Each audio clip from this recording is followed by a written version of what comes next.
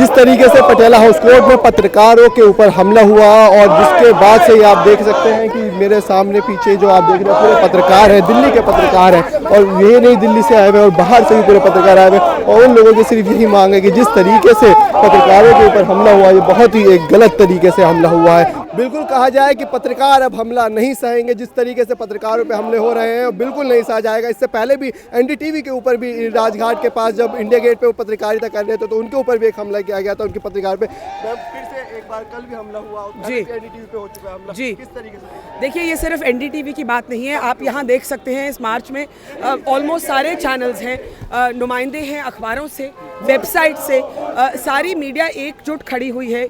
एक मैसेज हम भेजना चाहते हैं कि हमारा जो हक है, हमारा हक है that we should be able to report without intimidation, without being bullied. जी, मैं कोर्ट रूम के अंदर थी, मैं उनको बताना चाह रही थी कि वो लोगों को रैंडमली पकड़ के उनको जो भी जेएनयू जैसा दिख रहा था या स्टूडेंट दिख रहा था उसको पकड़ के मार रहे थे, बोल रहे थे आपको मार मार के पाकिस्तान वापस भेजेंगे। तो ये एक बार हुआ, दो बार हुआ, लेकिन पूरा पटियाला हाउस कोर्ट में ऐसे ही चल रहा था। मैंने अपना फ़ोन निकाल के उसे रिकॉर्ड करने की कोशिश करी और उन्होंने मुझे देख लिया रिकॉर्ड करते हुए, फिर वो हमारे पीछे आ गए और मेरे ऊपर खड़े होकर 15 लोग against me and a friend of mine खड़े होकर मुझे बोल रहे हैं, मैडम आप या तो फ़ोन डिलीट करिए, फुटेज वीडियो डिलीट करिए, वरना पहले आपका फ़ोन तोड़ेंगे फिर आपकी हड्डियाँ तोड़ेंगे। हम अपने काम कर रहे हैं, उसके अंदर हमें कोई मारे पीटे नहीं और हम अपने आप को बहुत बड़ा भी नहीं समझे। हम एक भारत के एक आम नागरिक हैं और आम नागरिक पिटे क्यों? वो तो काम कर रहा था, वो लड़कियां काम कर रही थी। मैं देखता हूँ कि पत्रकारों पर हमला लोकतंत्र पर हमला होता है, साफ है और अनएक्सेप्टेबल है। किसी भी डेमोक्रेसी में, किसी भी लोकतंत्र में आप पत्रकारों पर इस तरह से हमला नहीं कर सकते। मुझे लगता है कि पत्रकारों से ज़्यादा हमारे लिए जनता को बोलना चाहिए। जो दर्शक हैं, जो आपका टीवी देख रहे हैं, जो मराठी बोलते हैं, बांग्ला बोलते हैं, हिंदी बोलते हैं, भोजपुरी बोलते हैं, गुजराती बोलते हैं, उन सब को अगर इस तरह से अगर पत्रकार को डरा देंगे, एक तो हम वैसे ही असुरक्षित माहौल में नौकरी करते हैं, हमारा कोई ठिकाना नहीं क्या मालिकान का पैटर्न है क्या नहीं है, और इस तरह से अगर राजनीतिक दल डराते रहेंगे और तो फिर तो बहुत नुकसान हो जाएगा फिर इस देश का। क्या राजनीतिक दलों ने अपने आप से फैसला कर लिया है क्या कि वो जो बोल रहे हैं वही सत्य है? ये अभिव्यक्ति स्वतंत्रता का मतलब ये नहीं है कि कोई पत्रकार किसी देशद्रोही का समर्थन कर रहा है।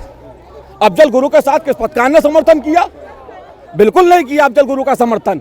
पत्रकार पूरी तरह देशभक्त हैं। ये जो प्रदर्शन आप मेरे पीछे देख रहे हैं ये कोई राजनीतिक दल का प्रदर्शन नहीं है, ना ही इनकी कोई महंगाई की मांग की है, ना ही कोई इनकी किसी दूसरी पार्टी के विरोध में मांग है। इनकी मांग जो है वो मांग है सिर्फ और सिर्फ इनके हक की, जो इनके हक होते जा रहे हैं। आखिर क्या है पत्रकार के हक?